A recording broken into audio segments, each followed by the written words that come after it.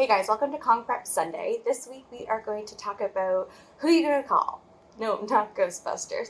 What kind of pet professionals should you be hiring based on your problem that you are encountering? So let's dive in. So, pet professionals. What are your options? We have dog trainers, and we also have different specializations of dog trainers. Then we have our vets, and we're going to dive into different kind of speciality of vets because they do pertain to some behavioral problems. We have our dog walkers, we have our doggy daycares. I'm going to lump those two together. Also, we're going to check out groomers and when to hire them, and then also specialities of groomers. So first of all, dog training is unregulated, all right? So anyone can become a dog trainer, and that's really important. There's going to be another Kong Prep Sunday that dives into this. When you are hiring a dog trainer, it's important to understand, what kind of services they offer. So do they do in-person consults? Do they do virtual consults? Do they offer board and train? And then whether your dog's behavior problem actually is suitable for a board and train style. Do they offer day training? Do they offer train and walks? Are they like a dog walker trainer hybrid? So we're going to dive into some behavior problems that you're experiencing and then what kind of services you can use that the dog trainer offers. Also, different certifications are really important and whether they have any type of credentials in the behavior problem that you're experiencing. Then we have our general vets and our vet behaviorists, okay? They are different.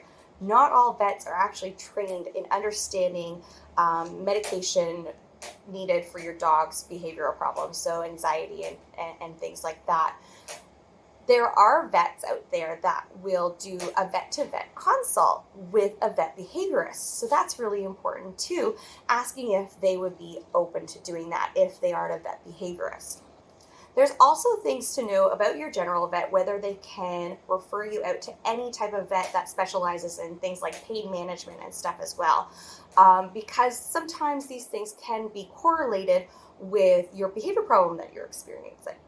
So we have our dog walkers and doggy daycares, again, unregulated, so anyone can become a dog walker or dog or operate a dog daycare. So it's important when you're meeting with them to understand their service, whether it's going to be a fit for the behavior problem you're experiencing. So are they a dog walker that is experienced in doggy training and can do train and walks? Are they partnered with a trainer so they can actually take on some of the trainer's homework for you and do that? So understanding what services they offer will help you understand whether the behavior problem can be addressed with them. Then we also have our groomers, and there is some specific qualifications that a groomer can have that would cater to your dog's behavioral needs when you are dealing with a dog who has body handling issues or issues with regards to being groomed. So there's special certifications for that, but again, grooming is unregulated. So buyer beware. So we talked about dog trainers, our vets, dog walkers and doggy daycares, and also our groomers. And these are all kind of critical things that all of our dogs need for pet professionals. Keeping in mind that 3 of these things, other than vets, is unregulated. And then also understanding that your vets also have different specializations. And knowing that your general vet might not be able to address certain kind of issues, but are they wise enough to figure out what the problem is and refer it to a specialist? All right, we're going to dive into behavior, matching it with the service. My puppy, after a week, still can't pee outside. I would hire a dog trainer and get some house training 101. This is definitely a house training problem, and a dog trainer and a general dog trainer could definitely address house training for a puppy. Also, hiring a dog walker could be really good for midday breaks. My adult dog started peeing in the house all of a sudden. If your dog has always been really good at house training for a good portion of its life and all of a sudden starts having mistakes, I would say go to the vet. This is not a dog trainer problem. They're not doing it out of spite because, you went away that weekend or something like that. I really think that this dog might have a medical problem and you should go to the vet. My dog lunges at other dogs on the street. Hire a dog trainer. If it's really severe and it is out of fear and aggression, You might need to bring on a vet behaviorist to discuss medication, but a dog trainer could definitely help you down that road of finding you a vet behaviorist to help you with your dog training problem. Also, a dog walker that can maybe tackle some of the training with you could be really great. So finding a dog walker that is a trainer as well, or one that pairs with a dog trainer to do a lot of the homework for you. With regards to dog aggression when you're hiring a dog trainer, I think all services are suitable for tackling this problem. So whether it is in person, virtual, dog boarding, board and train, and day training, all of that kind of services would be suitable for addressing a dog reactivity. My dog ripped up my couch cushion when I left for work one day. Ripping up and being destructive of furniture is definitely a dog that probably needs some more enrichment. And stay tuned for my next question to understand the difference between destruction when you're not home. So a dog trainer that offers any kind of services can help you here. And then also hiring a dog walker or sending your dog to a doggy daycare would be really helpful for a dog who has an enrichment deficit. My dog clawed up our front door and broke a few nails when we left for work. So a little bit like my last question with regards to destruction when leaving for home, but this dog is clawing an exit point and actually self-harming. This tells me the dog's probably experiencing clinical separation anxiety. So when hiring a dog trainer, you might not want to just go with any generic dog trainer. You might want to find one that specializes in separation anxiety. You check out below a link to certified separation and anxiety trainer certifications, and you can find a list of dog trainers that specialize in this particular problem.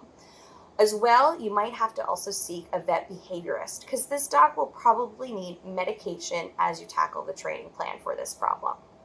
Another great option for a dog who does suffer from separation anxiety, you might need to check out a doggy daycare because the training plan for this means your dog might not be allowed to be left alone for an extended period of time while you tackle the training plan.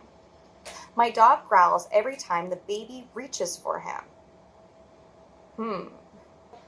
Meeting with a dog trainer with regards to this. And again, one that specializes in baby and dog interaction. So are they family Paws certified? My dog is hesitant to jump up on the couch and growls and bites when I towel his back legs off after a walk or bath. Let me read that one again. My dog is hesitant to jump up and growls and bites when I towel his back legs off after a walk or a bath. This screams to me a vet check. A dog who's all of a sudden uncomfortable with jumping up on furniture and shows signs of distress when a certain area of their body is being touched. Go to a vet to rule out any type of underlying pain. Going to the vet and addressing that pain could actually resolve the growling and the biting and the distress. If you guys do go to the vet and you tackle that and it seems all is good, meeting with a dog trainer to address those problems, because it sounds like you might have a dog who is uncomfortable with being touched, and then also finding management options to ensure that your dog can comfortably get up onto the furniture. My dog has always been fine with thunderstorms and fireworks. However, he just turned 2 and now hides in the closet whenever he hears a sound that's like those sounds. With regards to sound phobia, it actually can be more pronounced once they start to reach adulthood, so around 2 years old. Also, sometimes sensitization does take a little bit a while, so your dog could have been previously scared of these things, but now it's just really, really pronounced by fleeing to the closet. Maybe you didn't notice those subtle signs prior. However, this is definitely something to go see a vet behaviorist for medication. You can do some desensitization and counter conditioning for scary sounds depending on how severe their phobia is. But medication can be a really great option for these dogs. So I would hire a vet behaviorist almost immediately for this to get some medication on board, and then a dog trainer after. And again, all the services for this, I would suggest doing a in-person consultation or a virtual consultation. This is not something you can address on a dog walk, like a walk and train or a board and train. All right, this is something that you do have to tackle in the home with your dog. My dog had their nails clipped and at a new groomer. Our usual groomer was Book. She bit the groomer. Okay, so dogs who are experiencing body handling issues and issues with implements like vet procedures and grooming, definitely get a dog trainer on board for this, and also hiring a groomer that specializes in fear-free grooming. So they are actually fear-free certified. You can check the link below for that, as well as a dog trainer who is also fear-free certified and has understanding of general husbandry procedures and cooperative care. My dog is jumping up on our guests when they come in the door. I say, hire a dog trainer. This one's an easy one. Any, I'd say, qualified dog trainer would be able to tackle this, and they can tackle it in all services. So board and train, walk and train, day training, virtual consults, and in-person consults. My dog growls and retreats when guests come in the door and take off their jackets. So this one's a very complex one. You're going to be hiring a full team. If a dog is growling and lunging and possibly biting any of your house guests, this dog might need medication. So seeking a vet behaviorist would be really important. And like I said before, if you don't have vet behaviorists in your area, you can hire a vet that does vet-to-vet consults with a vet behaviorist to make sure that you get the proper medication on board for this dog. Also, hiring a trainer. And I would suggest hiring a trainer that does virtual consults. That way, when you start tackling this problem, you don't have another guest coming to the house to scare your dog. It keeps both dog happy and everyone safe that are coming into your home. And there's a lot of work to do before you start having guests come into the house again. So having a trainer that can do some virtual consults to begin with would be very, very helpful in this behavior problem. My dog humps other dogs at the park.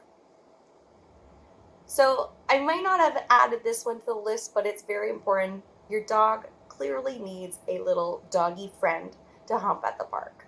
So I'm going to add that one down here below. Okay, get your dog a friend that enjoys being humped. So that concludes Calling Prep Sunday. Hopefully you guys get a good idea of like who you should maybe call. And please comment below. If you have a behavior problem and you're really not sure who it is that you should be calling, comment and I will be happy to point you in the right direction of what it could be and whether you need to be contacting a dog trainer, dog walker, a vet, or a groomer, and also different kind of specializations in each of those categories and the services they offer. Thank you for tuning in. I put out a Calling Prep Sunday every Sunday. However, I haven't done it for a couple weeks because there was a lot going on in my life. But I'm back on track, and I thank you for joining me, and hit subscribe if you can, share it, and thanks so much. What are you doing?